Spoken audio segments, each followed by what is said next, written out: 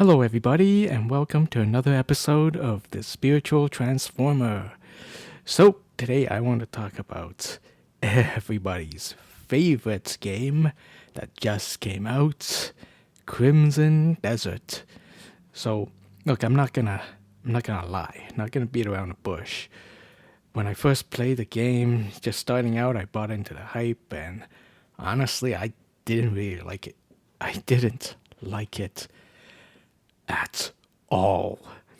When I first started playing, I thought the story was just the story and the presentation of the story, which just it's no good. It's disjointed, it's choppy, and you don't really have to understand what's going on. It just I have no idea what's going on. The guy dies, then he's alive, then he's somewhere floating above the land on some bunch of sky islands, and none of it ever made any sense. And to me, a story is huge for video games, so already that's strike one. And man, like, okay, yeah, sure, there's a lore in the game, but guess what? The lore text is so tiny that I can't even see it sitting back on my couch. I'm playing on the PS5, and from back in, when I'm sitting on my couch, the TV is far away, and I can't even read the small, tiny text that tells me like the lore and the story of what's going on. It's just, oh boy, it's bad. And I think, yeah, and the controls are bad too. They fix some of that now, but the controls are pretty bad. I've actually got a bit of a story to tell just to say how hard a time I had in the very beginning of Crimson Desert. So in Crimson Desert, there are these quests. They are basically bounty quests. You go somewhere, you fetch a bad guy, you bring him back to jail, you get paid. It's a regular bounty. This bounty happens to be, well, on I'm here, and the bounty on the map is like located all the way over here. Not across the entire map. That's crazy. That's the map is huge. I haven't even gotten on the first area yet. But for a newbie, going from here to here on the map is already quite daunting. But I'm like, well, gonna have fun along the way, right? So I did it. There's no fast travel there because I just started the game and I haven't really been there before. So I hoofed it. I was distracted by a few things. I found a fast travel spot, but I took the horse, so I walked all the way from this side of the map to this side of the map. And when I got to the location of the bounty, well, the guy's nowhere to be seen. Now I know there's day-night cycles in the game, but I guess he doesn't show up until a certain point of time in the day. But luckily, I just waited around the area, and eventually the guy just nonchalantly walks into my field of vision. So I ran after him, I tackled him, I tied him up, and I carried him, and I'm ready to head back to jail, turn him in, get paid, right? But guess what?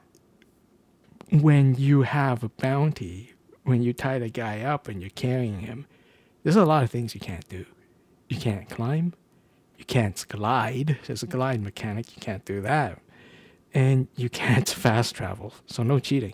The best you can do is hop onto your horse and find a road and ride away. But this particular area that I'm in on, this all the way here on the other side of the map, it's like surrounded by kind of like mountains. And the only path in and out of the mountains is blocked by a bunch of rocks that I can't destroy yet.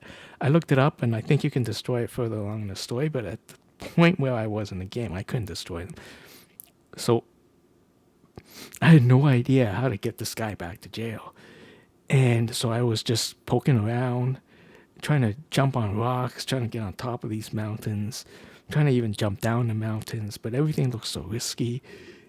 But I was poking around and my horse got kind of stuck in the ditch, kind of like stuck in a small ditch geometry. It's like a little pit. And I couldn't get out. I can climb out, but I can't climb out with the bounty because you can't climb when you're carrying someone. So I'm like, okay, whatever. So I restarted the game from the checkpoint. And guess what? When I loaded the checkpoint, I didn't have my bounty. I still had the quest to find the bounty, but I didn't have the bounty. Like, the bounty is still all the way over where the guy is supposed to be. It's like the game loaded me back to the point where I hadn't caught the guy. So I was really, really pissed. From the beginning of the travel to the end of the travel, to trying to find my way past the mountains, find my way past the rocks on my horse, I think the whole thing took close to an hour. So I was pissed I kind of wasted an hour of my time and I have next to nothing to show for it. And in many, many other games, I would have dropped it. I have dropped games for way less offensive scenarios. But this is Crimson Desert, so I decided to give it one more chance. And then it's almost like a switch has flipped. I changed my thinking. And I just let go. And that's kind of what I mean by playing Crimson Desert spiritually, because I applied spiritual principles to play Crimson Desert now. So what I did was that I decided to just accept and surrender. Basically what that means is I accept the game, what's and all, and I surrender to it. And if that means I find a boss I can't beat, that's fine, I'll just come back later. If I found a bounty I can't carry back, that's fine, whatever. If I find a quest that I've done, that literally I cannot turn in because the turning in NPC was locked behind another quest, okay, whatever. And if I encounter small fonts, things I can't read, and the story is terrible, whatever, I'll accept the game as is. And you know what? I gave the game another chance, using the spiritual principles of just accepting it and then surrendering. And I'm having a blast. It's so weird. Ever since I decided to just accept the game on its own terms, I like it. I love it. I'm actually borderline addicted to it. And I can't stop thinking about it. I can't stop thinking about playing because I'm now having so much fun. Now, you might think that, okay, if you accept the game and you surrender to all its wonky mechanics, doesn't that mean the game is just walking all over you? Logically, yes, but the funny thing is, the exact opposite happened. I felt like I have more freedom in Crimson Desert than ever before.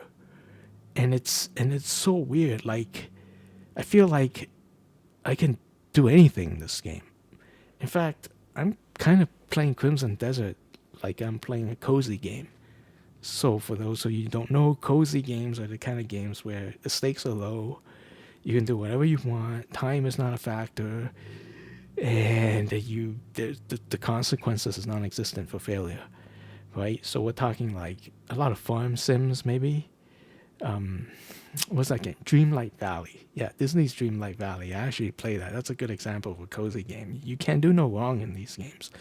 And that's kind of, I take the cozy game approach and I applied it to Crimson Desert, and it works.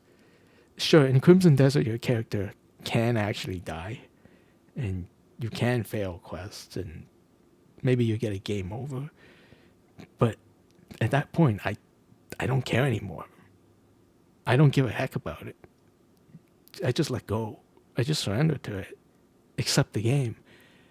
And I find that it gave me so much more freedom, because now what I do is that, oh, there's a place I want to check out next, maybe for a quest, maybe just out of curiosity, I put a marker on a map, and I go there. It doesn't matter if I get there and nothing happens. It doesn't matter if I get there and I can't even do the quest. That's actually happened to me. It doesn't matter if I get there and there's infinite amount of enemies that spawn at me. Okay, whatever. And it doesn't matter if I get distracted along the way. Like, one of the best things about this game is just the exploration.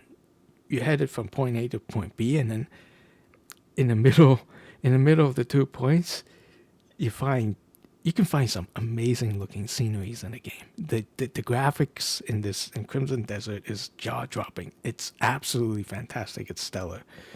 And oftentimes I would just find myself on top of a really high cliff maybe, and I would just take some time to stare off into the distance. That in itself is oddly rewarding. And in the distance, on top of mountains, there are these weird little towers and spires. You can actually go there. Whatever you can see, you can go to. I've actually been to one of these spires things. I couldn't do jack with it. I couldn't do anything with it. I have no idea how. If there's a puzzle there, I certainly can't solve it. I was just at this tower and I was just exploring and I couldn't get inside. I couldn't do anything with it, but heck, I had a bit of fun just climbing it, do whatever, and that's it. It's all cozy. All the time. That's how I play Crimson Desert now. I just accept the game as it is. I let go of any expectations and I just surrender to the experience, and I'm having such a blast. Like, everywhere I go, it just feels like an adventure. I would go somewhere and I would find this really odd shaped rock and I climb on top of it and there's a fast travel point. Great, perfect. Many times I climb up something and I climbed up a cliff only to find these bushes. They literally look like bushes.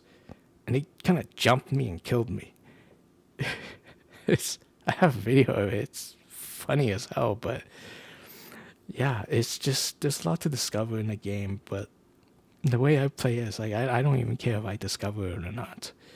It's just, for a very long time, I'm just playing a game just for the sake of playing it. Like, I don't have to beat any bosses. I don't have to do anything. I'm solve any puzzles, so I could do that. But it feels like I let go of all of that. I'm just playing Crimson Desert just to see. Just to take control of a character and put him through his paces. Just having fun any way I can. Now, I have to be 100% honest. I don't think I can keep this up. I mean, at the end of the day, a game has to be a game. For me at least, it has to have a story that makes sense. It has to have quests that works. It has to have some kind of structure. I don't think I can play this game freeform forever. But while I'm doing it right now, while I'm playing the game, while just surrendering the expectations and the experience to it, it's wild. I love it. It's good. Crimson Desert is good, but only if you find your own way of playing it. So, yeah, that's it. I'm having a blast with Crimson Desert. At the exact same time, I'm also playing Monster Hunter Stories 3, and that game's wild too. It's really hard for me to decide which game to play on any given evening, but yeah, that's how I'm playing Crimson Desert spiritually. I accept it, let go of expectations, and just surrender to the experience, and it's a blast and a half. So, yeah, that's it. So, if you like this topic of conversation, hit that like button, hit that subscribe button, and I'll see you next time. Bye for now.